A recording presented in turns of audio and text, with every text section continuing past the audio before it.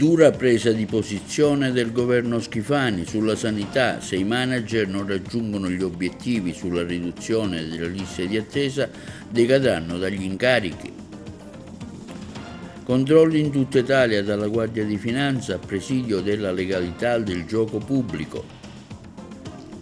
Riapre Raffadali dopo 20 anni l'Istituto Manzoni, rimesso a nuovo. Sono 3.199 i docenti che per la mobilità rientrano in Sicilia da altre regioni d'Italia, ad Agrigento 244. Grande opportunità di lavoro per i giovani grazie ai 600 milioni stanziati dal governo regionale, quanto affermato dalla Conflavoro Sicilia. Torna domani a Grotto il premio Martoglio, giunto alla sua 21esima edizione.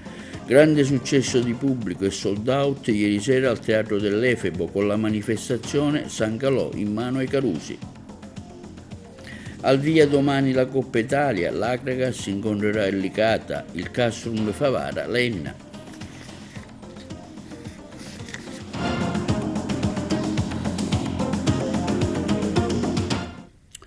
Buongiorno, benvenuti col nostro appuntamento odierno di TV Notizie, sabato 31 agosto. Parliamo di sanità in Sicilia. Se i manager non raggiungono gli obiettivi delle riduzioni delle liste di attesa, decadranno dagli incarichi. Dura presa di posizione governativa da Schifani. Tempi duri per i manager della sanità nella regione siciliana. Se le ASP, gli ospedali policlinici siciliani non raggiungeranno gli obiettivi assegnati dal mio governo, soprattutto per quanto riguarda l'abbattimento delle liste di attesa, insieme ai manager delle aziende decadranno automaticamente anche direttori amministrativi e sanitari, le cui nomine si stanno completando in queste ore. E questa è la rigida indicazione che il presidente della regione Renato Schifani ha dato all'assessore alla salute Giovanna Volo da trasferire a tutti i direttori generali. I manager dovranno inserire, così come già fatto nei loro contratti, obiettivi specifici e concreti, specialmente sulla riduzione delle liste d'attesa, con un monitoraggio trimestrale e una rigorosissima verifica annuale del raggiungimento degli stessi, pena decadenza automatica anche solo dopo il primo anno di insediamento. L'abbattimento delle liste di attesa, dice Schifani, è uno dei principali impegni assunti dal mio governo sin dall'insediamento. Insieme all'assessore Volo e ai dirigenti dell'assessorato stiamo lavorando concretamente in questa direzione. Ritengo doveroso che i vertici delle aziende sanitarie nel loro complesso si assumano pienamente la responsabilità di garantire ai pazienti un accesso tempestivo alle cure e per questo devono essere sottoposti alle necessarie e rigorose verifiche dei loro obiettivi. Se non li raggiungeranno, andranno tutti a casa. Controlli della Guardia di Finanza, dell'Agenzia delle Dogane e dei Monopoli su tutto il territorio nazionale a presidio della legalità nel settore del gioco pubblico e servizio. Nel corso del periodo estivo hanno avuto luogo mirate campagne ispettive condotte dai reparti della Guardia di Finanza in sinergia con gli uffici territoriali dell'Agenzia delle Dogane e dei Monopoli a tutela della legalità nel comparto dei giochi e delle scommesse. Le iniziative in commento hanno interessato l'intero territorio nazionale, sono state strutturate su distinte linee di azione. La prima ha interessato il settore delle scommesse, svolgendosi nel corso delle preliminari fasi a gironi degli europei di calcio maschile. La seconda è stata prevalentemente diretta al contrasto delle condotte illecite concernenti gli apparecchi con vincite in denaro. Le attività ispettive sono state rivolte al controllo sul corretto adempimento degli obblighi previsti dalla disciplina antiriciclaggio da parte dei distributori e degli esercenti di gioco. Una particolare attenzione della Guardia di Finanza è stata riservata, come di consueto, alla tutela delle fasce per i più deboli, privilegiando i controlli nei luoghi e negli orari a maggior rischio di gioco minorile, procedendo a elevare sanzioni per l'inosservanza delle vigenti disposizioni in materia. A fronte degli oltre 2.000 controlli eseguiti dalla Guardia di Finanza, quest'ultimi ripartiti in funzione di un'analisi condotta a livello centrale, volta a individuare quei contesti territoriali che hanno maggiori concentrazioni di soggetti economici a rischio. Sono state riscontrate 462 violazioni amministrative e penali, con la contestazione di sanzioni per circa 4,3 milioni di euro. Nel corso delle attività sono state sottoposte a sequestro 172 apparecchi manomessi o non collegati alla rete telematica e in taluni casi all'interno di punti di gioco completamente abusivi. Sono stati scoperti altresì 17 centri clandestini di raccolta delle scommesse, denunciate 119 soggetti all'autorità giudiziaria. I militari del corpo e i funzionari dell'Agenzia delle Entrate stanno ora sviluppando le risultanze dei controlli per quantificare la base imponibile sottratta a tassazione sia ai fini delle imposte dirette che della normativa di settore. Il comparto del gioco pubblico, in considerazione delle significative prospettive di guadagno offerte, si conferma uno dei settori di maggiore interesse per la criminalità economica. Da ciò discende il costante impegno da parte della Guardia di Finanza e dell'Agenzia delle Dogane dei monopoli a presidio della legalità, a salvaguardia degli attori della filiera regolare e dei giocatori. E la Guardia di Finanza, sezione navale, ha recuperato a 1 miglio dalla costa di Lampedusa un cadavere privo di arti inferiori e in forte stato di saponificazione. L'ipotesi è che si tratti di un migrante vittima di un naufragio. La polizia scientifica ha effettuato gli opportuni accertamenti. La salma, su disposizione della Procura della Repubblica di Agrigento, è stata trasferita nel capoluogo dove verrà eseguita l'autopsia. Al via le prime autopsie sui corpi di 4 delle persone morte nel naufragio del Baiesan al largo di Porticello lo scorso 19 agosto. Si terranno oggi, 31 agosto, all'Istituto di Medicina Legale del Policlinico di Palermo. Intanto spuntano nuove testimonianze di quel momento e altri video che potrebbero svelare le cause del naufragio del Baiesan. Sentiamo in questo servizio da Palermo la testimonianza di Giuseppe, un pescatore del luogo. Al via le prime autopsie sui corpi di 4 delle persone morte nel naufragio del Baiesan al largo di Porticello lo scorso 19 agosto. Si terranno proprio oggi, 31 agosto, presso l'Istituto di Medicina Legale del Policlinico di Palermo. L'incarico sarà conferito dalla Procura di Termini Imerese. Al momento gli indagati per naufragio omicidio colposo restano 3. Il comandante dell'imbarcazione, James Schofield, il suo braccio destro, l'ufficiale di macchina Tim Parker Eaton e il marinaio di guardia in plancia Matthew Griffith. Ciascuno di loro potrà nominare dei consulenti per partecipare all'esame irripetibile. Per ora gli accertamenti saranno compiuti soltanto sui corpi del presidente della banca Morgan Stanley, Jonathan Bloomer, e della moglie Anna Elizabeth Judith Bloomer, e su quelli dell'avvocato Chris Morvillo e della moglie Neida. Successivamente si procederà alle autopsie anche per gli altri 3 deceduti nell'affondamento del veliero, ovvero Mike Lynch, il magnate britannico che aveva organizzato il viaggio, la figlia 18enne Annie Lynch e il cuoco a bordo Re Caldo Thomas. Quest'ultimo è stato l'unico a essere stato ritrovato senza vita fuori dalla barca. Intanto spuntano nuove testimonianze di quel momento e altri video potrebbero svelare le cause del nubifragio del Baiesan, il velero ormeggiato nel molo di Porticello e colato a picco il 19 agosto durante una tempesta. Sentiamo la testimonianza di Giuseppe, pescatore del luogo. Il veliero dov'era? A che altezza era? Il veliero prima era dietro il porto accanto all'altra barcazione, accanto all'altro veliero, quindi tutte e due erano accanto. Poi con il vento forte e il maltempo che c'è stato è stato spostato a 200 metri in quella direzione. Poi con tutto questo temporale che c'è stato, poi giustamente è successo quello che è successo. Nel video che avete avuto anche voi mostrato tramite queste telecamere, che comunque adesso ha la procura, cosa avete visto? Ma a quanto pare nel video si è visto che si sono aperte le vele con il maltempo e la barca è caduta. Questo c'è, quello che sappiamo è questo nel video. Poi non so come sia successo Altro non so. Questo è un tratto di mare, insomma, tra virgolette insidioso. La signora diceva poc'anzi che spesso qui non si ancora. Qui spesso non si ancorano perché qui il mare è veramente insidioso. Alcune volte le barche si vanno a Coppa Zafferano e ad emettersi oppure dietro il castello di Solanto, ma qui mai. Non si ancorano mai in questa parte di qua.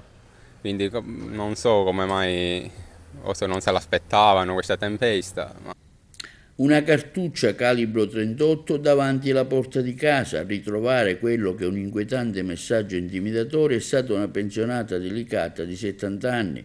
La donna ha immediatamente allertato il 112. Sul luogo si sono precipitati i carabinieri della compagnia delicata.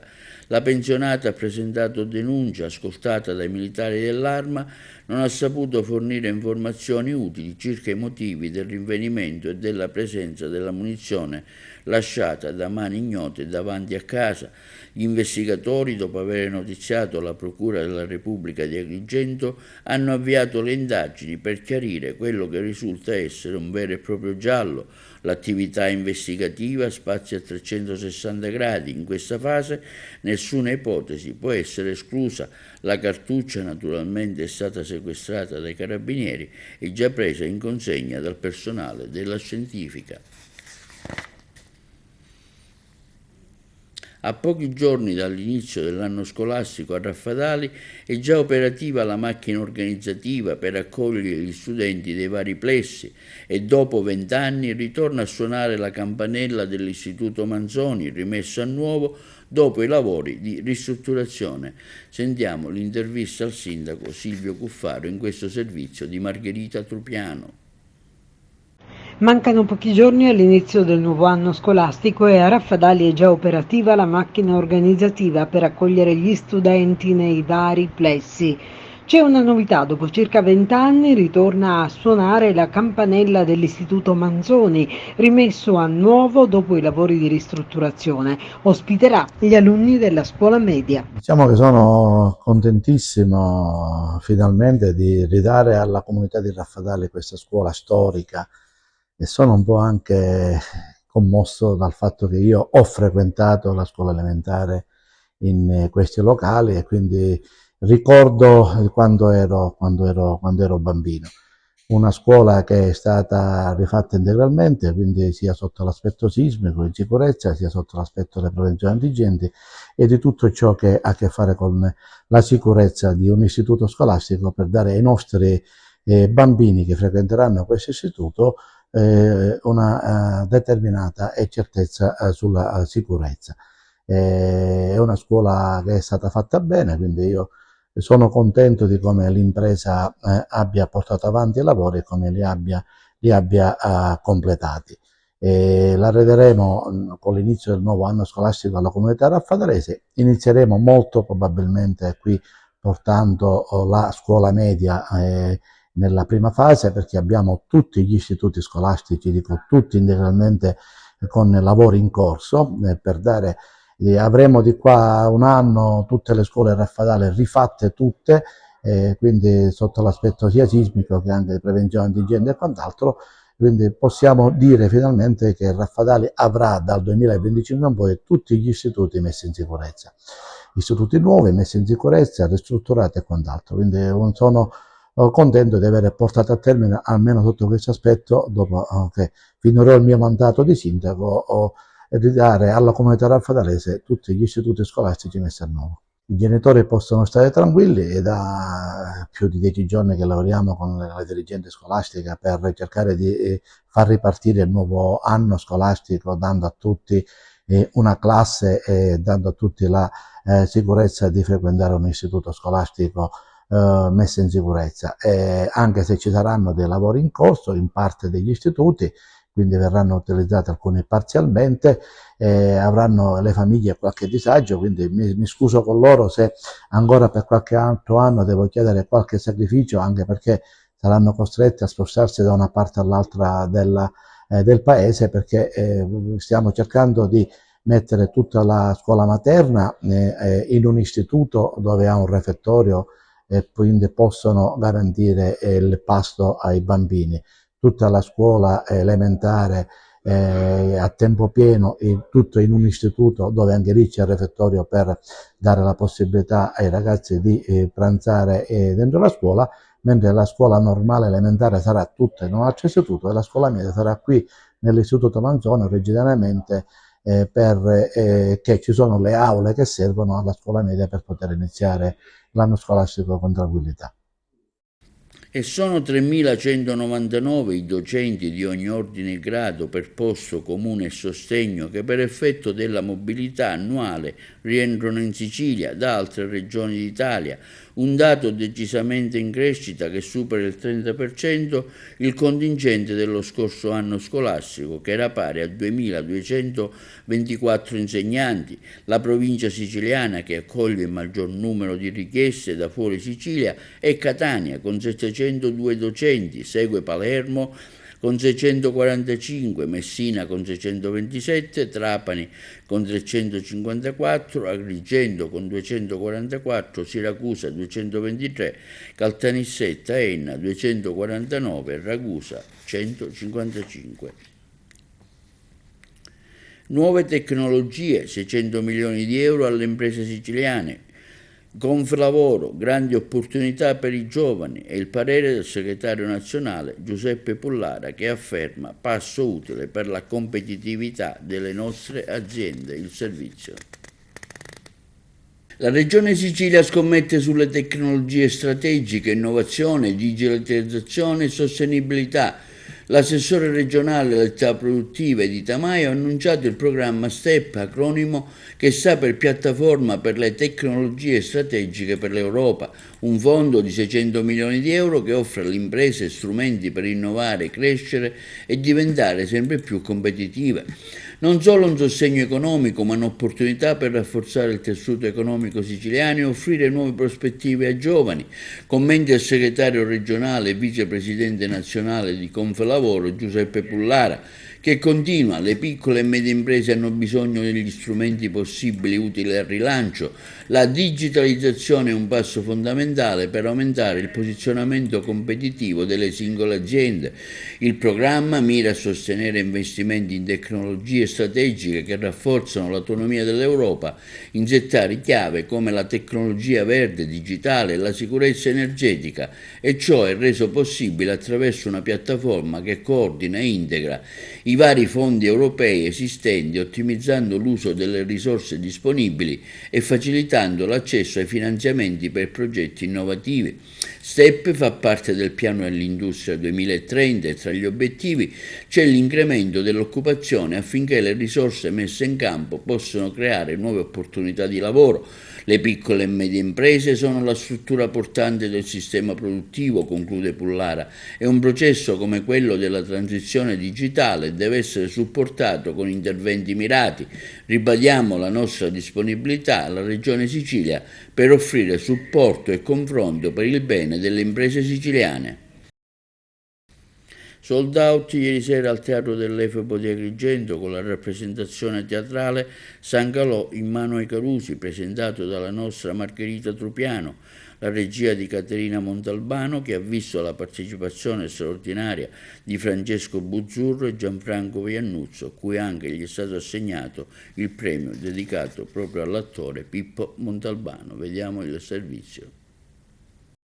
Un successo annunciato dal sold out registratosi ieri, con un pubblico che ha gremito il Teatro dell'Efebo e con attenzione e applausi continui assistito allo spettacolo San Calò mano ai Carusi, organizzato dall'Associazione Nuovo Piccolo Teatro di Agrigento.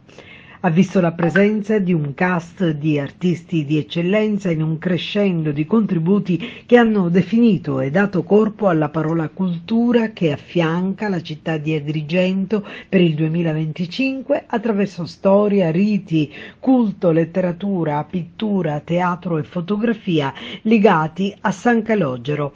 Mattatori della serata Gianfranco Iannuzzo e Francesco Buzzurro, che hanno raccontato il loro San Calogero, e tanti artisti che hanno interpretato con abile maestria il Santo Nero attraverso 1000 diverse sfaccettature. È stata un'occasione per ricordare quanti appassionati e devoti al santo ci hanno lasciato, da Camilleri a Pirandello, da Franco Fasulo a Giancampione, da Pippo Montalbano a Salvatore Passarello. Si sono esibiti Giovanni Moscato, Paolo Di Noto, Francesco Maria Naccari, Rosa Maria Montalbano, Simona Carisi, Salvatore Nocera Bracco, attori, Sergio Criminisi, pittore e vignettista, Andrea Donzella, tenore, Beniamino Biondi, intellettuale agrigentino che ha tratteggiato il profilo di Franco Fasulo, i maestri musicisti Angelo Sanfilippo, Domenico Pontillo, Salvatore Sciacca e Mario Vasile, il gruppo folk I Fiori del Mandorlo di Filippo Mandracchia e Tiziana Barone e gli immancabili e coinvolgenti Tamura di Girgenti, Di Biagio, Licata. Momento emozionante ed applaudito quello della processione con il santo portato a spalla per il teatro, accompagnato dai tamburi e dalla tradizionale zingarella suonata dal vivo dalla band. Nel corso della serata c'è stata un'anticipazione della 15ª edizione del premio Pippo Montalbano che si svolgerà in autunno, durante la quale l'attrice Elena Cianni, testimonial dell'evento, ha chiamato sul palco Francesco Bellomo, direttore artistico del Teatro Pirandello, per consegnare il riconoscimento in anteprima a Gianfranco Iannuzzo.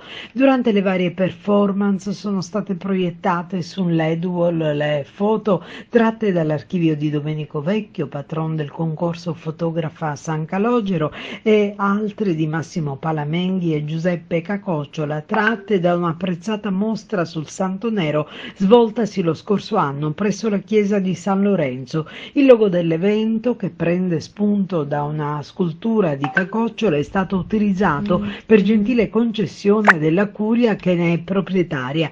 Voglio ringraziare il Libero Consorzio, nella persona del commissario straordinario avvocato Giuseppe Bologna e del dottore Achille Contino, ha concluso Caterina Montalbano, regista dell'evento, che hanno voluto questa rassegna in questo posto magnifico e hanno creduto nella nostra proposta. Questa sera ci ha riempito il cuore di gioia per l'affetto e l'approvazione che il pubblico ha voluto tributarci. Dottore Contino, questa sera uno spettacolo sold out, questo San Calò in mano ai Carusi, una stagione che sta andando oltre le sue aspettative, immagino. Sì, la stagione è andata benissimo, con il Teatro Classico siamo stati quasi sempre pieni e devo dire anche che diversi spettacoli della rassegna del Teatro d'autore sono andati molto bene, come questo di San Calò in mano ai Carusi. È uno spettacolo fatto con le risorse artistiche nostre e Caterina Montalbano ha lavorato benissimo per coinvolgere sia le arti visive, le arti figurative e comunque gli artisti del nostro territorio. Saranno qui sul palco ad esibirsi e a parlare di San Calò, che è una figura importante della nostra Chiesa. Ci saranno altri spettacoli, altre repliche importanti, fra cui quella di Ennio Morricone e Icaro. Sì, Morricone ha fatto già sold out la prima volta e ha fatto sold out la seconda volta. Avremo una replica il 12 settembre, non cercate biglietti perché purtroppo è proprio pienissimo. E poi concluderemo con un'opera straordinaria di Marco Savatteri, che ha fatto Icaro, il pensiero in equilibrio, che è lo spettacolo con cui abbiamo aperto l'anno scorso, ma l'anno scorso era solo l'inizio, adesso è lo spettacolo completo, vedete che è uno spettacolo straordinario, quindi invitiamo tutti a prenotare il biglietto per il 15 di settembre. Magari si pensa già alla prossima stagione? Speriamo di sì, speriamo di avere le risorse necessarie e soprattutto che la politica presti attenzione a questo teatro. Salvatore Nocera Bracco è tra i protagonisti di questo spettacolo dedicato proprio a San Calogero. Sì, San Calò mano ai Carusi. Veramente a me in questo momento tutto il mondo mi pare mano ai Carusi. Tra l'altro i Carusi, l'hanno Carusi, che ce ne casano, quelli che in questo momento muoiono di fame, di guerre, di bombe. San Calò, dovremmo affidare di più la nostra vita a qualcuno che ci protegga veramente. È come se non avessimo più la voglia, la possibilità di incontrarci, di stare insieme, di curarci, di prenderci cura l'uno dell'altro. Ecco, stasera il messaggio è che San Calò è un San Calò povero, veramente, niuru, povero, popolano, perché è un santo a cui da noi sempre abbiamo affidato la nostra vita, le nostre azioni, anche se non siamo credenti, anche se siamo atei, perché San Calò è uno di noi. Giovanni Moscato questa sera protagonista di questo spettacolo dedicato a San Calogero. Ecco, proprio alle nostre spalle c'è la statua del santo. San Calogero è una canzone che ho dedicato a San Calogero, Viva San Calò, scritta almeno 30 anni fa. E questa sera ho l'occasione di ricantarla dopo tantissimi anni, dopo alcune incisioni e delle cose che ho fatto. Una canzone che è stata ripresa da tanti cantanti locali quali Giancampione e i Dioscuri, che l'hanno inserita nei loro dischi, nelle loro raccolte. Comunque, San Calogero, io ho scritto questa canzone per raccontare il rito di San Calogero, che lega San Calogero alla città, ad Agrigento, questo santo miracolosissimo a cui noi tutti siamo legati e a cui vogliamo tanto bene e in cui abbiamo tanta fiducia e speranza. Francesco Buzzurro questa sera è tra i protagonisti dello spettacolo San Calò Mano ai Carusi.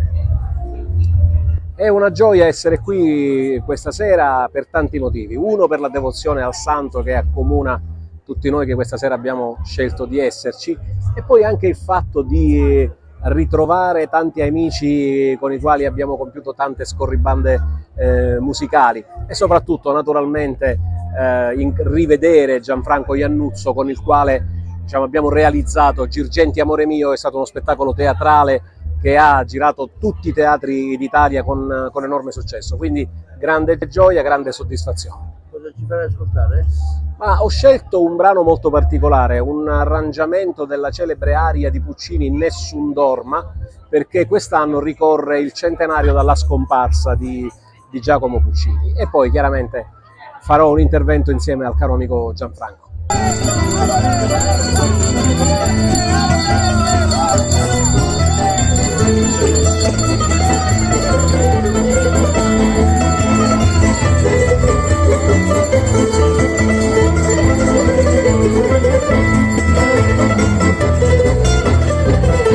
Gianfranco Iannuzzo questa sera è protagonista di questo spettacolo al Teatro dell'Efebo con San Calò in Mano ai Carusi. Quali le novità rispetto al solito spettacolo dedicato a San Calò? So che ci sono delle cose particolari che gli spettatori potranno vedere. Io intanto non sono protagonista per niente, faccio parte di una serie di tanti agrigentini che parliamo di questo santo meraviglioso, che è un simbolo di accoglienza, di eguaglianza, di antirazzismo assoluto. Gli agrigentini non sappiamo cosa sia il razzismo, appunto veneriamo un santo nero, e questo la dice lunga in epoca di respingimenti, di polemiche di questo tipo, su quanto sia nel nostro DNA il fatto di accogliere e poi risolvere gli eventuali problemi. Quindi veramente siamo tutti orgogliosi di Lampedusa, per esempio. I lampedusani hanno insegnato al mondo cosa significa appunto la fratellanza, questo senso straordinario dell'ospitalità, dell'accoglienza. E quindi è una serata che parte su presupposti nobilissimi. Ci sono alcuni degli artisti più amati ad Agrigento. Io ho aderito con entusiasmo, perché vengo a vedere amici come Francesco Buzzurro, Giovanni Moscato, ci sono alcuni fotografi. E per esempio c'è una statua di Peppe Cacciola che non è stata, insomma, artisti che parlano dell'amore che si ha per questo santo che veneriamo, San Calogero, della nostra Agrigento.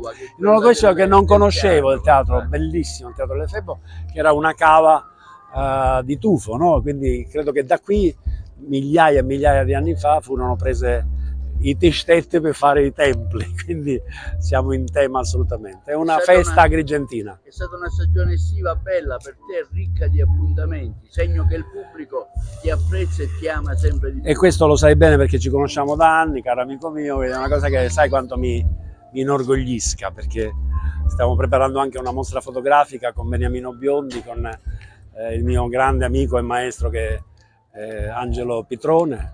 La faremo alle fabbriche chiaramontane, una cosa poi stasera credo che lo annunceranno e sarà una bella occasione per parlare della nostra città. Rosa che si tessava maritari, a pregare, Peppe non so, vuoi guarire, a cantare, i viva viva viva viva viva viva San Calò, viva viva viva viva viva viva San Calò. Chiste lo santo di Guattarosi, che tutto il giorno lo vanno a pregare, senza sapere capi guarire, basta cantare. Lo pace eterno nella Vallassari, senza dirlo chi sta città non ci può stare. E quando passa la processione, sopra la vana lo fanno chittare, da caristia non va a salvare, e tempo buono sempre va a dare, e la campagna va a sciorire, e le ricchezze non hanno a mancare, e la salute non va a aiutare, per tutta la vita ne la va a scialare, e non bisogna ne la va a trovare, picchi la fortuna di questo paese, e questo santo di cuore bello che ne protegge, e ne vuole bene. Viva viva, viva viva, viva viva San Calò, viva viva, viva viva, viva viva San Calò.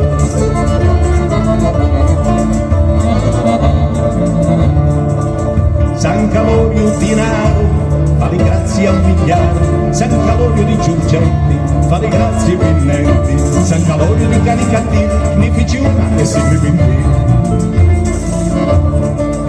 San Calorio da Marina, mangia e vivo ogni mattina, San Calorio di Grutti, mangia viva e se mi frutti, viva viva, viva viva, viva viva San Calò, viva viva, viva viva, viva viva San Calò.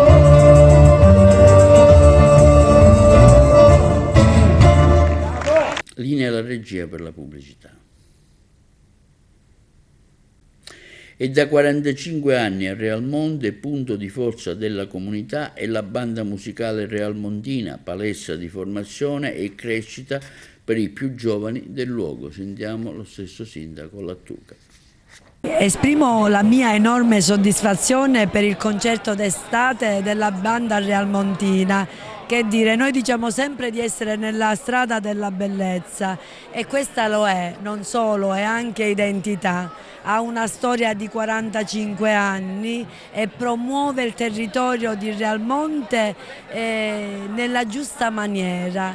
Abbiamo musicisti grandi, ma anche musicisti piccolissimi e questo ci fa onore al maestro Vella che è il fondatore della banda e colui il quale la porta avanti da sempre.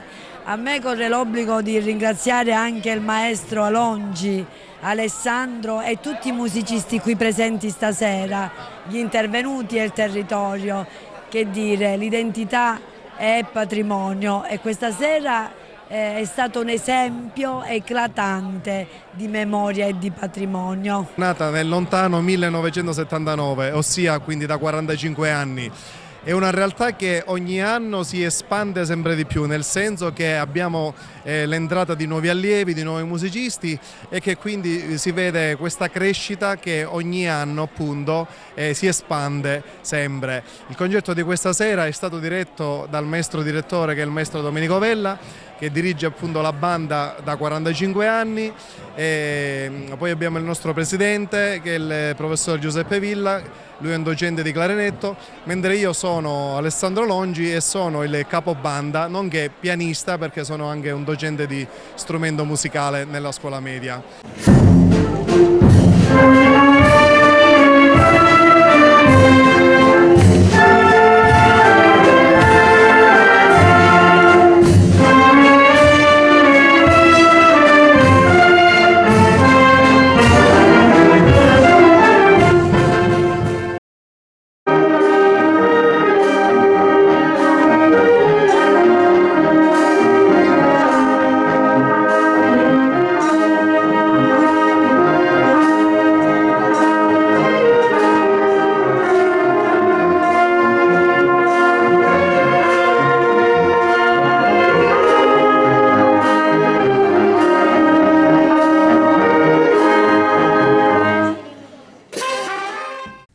E domenica 1 settembre alle ore 21 in piazza Umberto I si terrà la 21esima edizione del premio Nino Martoglio Città di Grotte. Il premio Martoglio, fondato nel 2003 da Aristotele Cuffaro, è un riconoscimento che celebra e promuove le eccellenze siciliane nel settore della cultura, Queste le personalità premiate: premio speciale Nino Martoglio per la musica Giuseppe Milici, per la sezione Gregorio Napoli a Roberto Lipari, per la sezione Francesco Pillitteri all'autore Ignazio Rosato.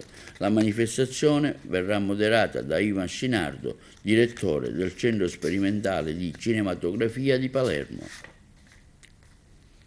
Nella chiesa di Santa Ninfa ai Crociferi in via Maqueda a Palermo, svelato il dipinto di Adrienne Guény, dedicato proprio alla Santa Rosalia, patrona di Palermo. La corrispondenza dei colleghi di Palermo. È nella chiesa di Santa Ninfa ai Crociferi in via Maqueda a Palermo che trova posto Santa Rosalia dei Popoli, all'interno di una cappella a lei dedicata. L'olio su tela realizzato dal maestro Adrian Guény, che ritrae la Santuzza, amatissima patrona della città, lancia attraverso le immagini un potente messaggio contro i mali dei nostri giorni. Così, nell'osservare la singolarità del dipinto, prendono forma preziosi spunti di riflessione. Inauguriamo qui all'interno della chiesa di Santa Ninfa, in questa cappella che dopo un certo intervento tecnico abbiamo aperto direttamente su via Maqueda. È un omaggio dell'arte contemporanea a Santa Rosalia, opera di Adrian Guény, che ha già realizzato 2 belle donazioni con 2 opere nella chiesa della Mazza. È una Santa Rosalia di oggi, è una Santa Rosalia che rompe la classica raffigurazione della bella donna con gli occhi magari azzurri, tutta l'idea in fondo di Van Dyck. È una Santa Rosalia che è una ragazza di oggi che piange sulle sofferenze dell'umanità. Di fatto l'autore mette come segno, oltre che il teschio, la mascherina del Covid, e c'è un'altra indicazione molto forte: Santa Rosalia veste le scarpette da mare. È esattamente l'idea di una Santa Rosalia che rappresenta la difficoltà, o degli uomini che sono in difficoltà, delle persone che sono in difficoltà. In questo pianto si eleva, ed ecco le mani, si eleva la preghiera per la città che è sullo sfondo, si percepisce il Monte Pellegrino, il mare e la struttura del porto di Palermo. Questa Santa Rosalia che viene illuminata da una bellissima raffigurazione della luna. È chiaro che nell'autore c'è un indiretto riferimento all'immagine classica del rapporto tra la Madonna e la luna, la Madonna con la luna sotto i piedi, ed è chiaro un riferimento alla iconografia diciamo popolare.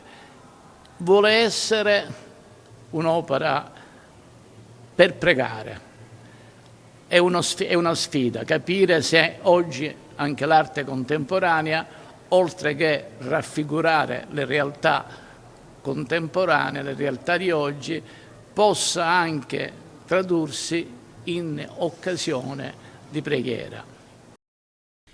Seconda serata di Talcungenza al Tempio di Segesta, pubblico entusiasta per i Fabio Zeppetella Quartet. Ce ne parlano i colleghi da Trapani.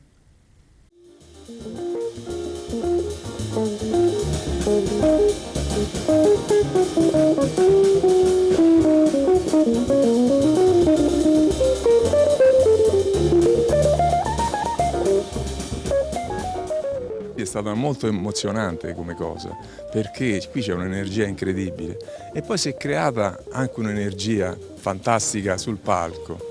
Non so se vi è arrivata, è la cosa che mi hanno detto anche delle signore che non sono musiciste, che sono venute così a vedere cosa accadeva qui e hanno avvertito qualcosa che è accaduto sul palco. Questa cosa qui è lo scopo per cui noi siamo qui sul palco a suonare. Quando arriva, allora hai fatto centro.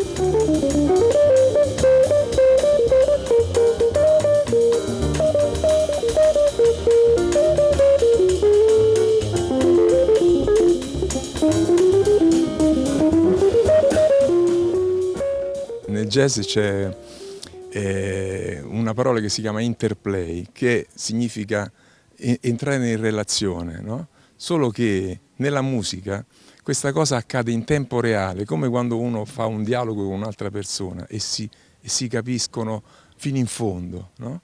Soltanto che accade miracolosamente sul palco, cioè improvvisando, e quindi quando accade questa cosa è magia, è una cosa bellissima.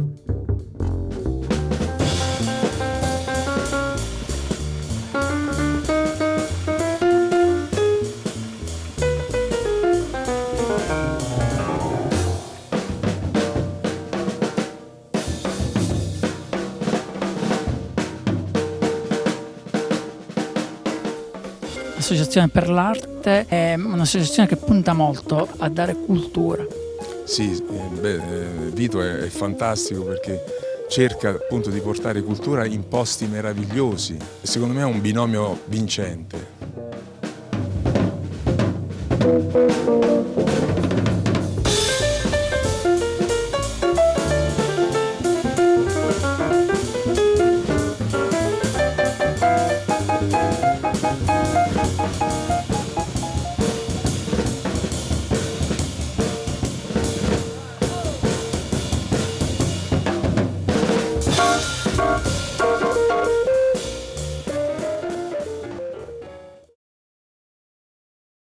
Passiamo ora alle notizie dello sport. Domani esordio in Coppa Italia anche per l'Acragas con il Licata. Sentiamo in merito Lillo Bonfatto. Mister Lillo Bonfatto in sala stampa per presentare la sfida di domani, il derby di Coppa Italia Acragas Licata. Che partita dobbiamo aspettarci? Sicuramente la prima partita sarà una partita difficile, complicata, è un derby sentito da ambe le parti. Noi ci siamo preparati bene questa settimana e vogliamo regalare qualcosa di importante agli ultra, agli appassionati dell'Acragas, sapendo pure che la partita sarà complicata, però noi dobbiamo dare tutto quello che abbiamo. C'è tanta emozione, tanta importanza per questo esordio in Coppa Italia. Come l'avete preparata questa partita? Sì, l'abbiamo preparata bene, i ragazzi sono stati sempre disponibili, hanno lavorato con molta professionalità, è quello che noi cerchiamo, staff, siamo contenti, abbiamo avuto qualche problemino, però ci sta, fa parte del gioco, però chi scenderà in campo darà l'anima per questa partita, ma non solo, ma soprattutto per questa domenica, che è sarà una domenica impegnativa, il derby, dobbiamo sottolineare, è una partita sentita e quindi noi ci crediamo e spero che il pubblico venga in massa per darci una mano. Fisicamente e mentalmente come arrivate a questo derby di Coppa Italia? Arriviamo bene, ripeto, è la prima partita, quindi ancora ci sono i carichi di lavoro, però i ragazzi stanno smaltendo. Questa settimana, ripeto, hanno lavorato con una certa brillantezza, quindi siamo contenti come staff. Dobbiamo ogni giorno dare di più, perché il mio motto è cercare se ci saranno delle difficoltà, cercare di superarle man mano. Tecnicamente e tatticamente che partita ti aspetti domani? Secondo me sarà una partita di studio inizialmente, poi dobbiamo essere bravi noi a cercare di dettare il ritmo, perché noi ce l'abbiamo, abbiamo qualità e dobbiamo dimostrarlo. Quindi sarà una partita bloccata, però dobbiamo essere bravi noi a gestirla mentalmente soprattutto. Ci sarà caldo, ma ci sarà caldo anche per loro e quindi non sarà una scusante. Però secondo me noi avremo una marcia in più perché sono convinto che il pubblico ci aiuterà. Cosa potrebbe fare la differenza tra Acragas e Licata? La voglia, il fattore casa,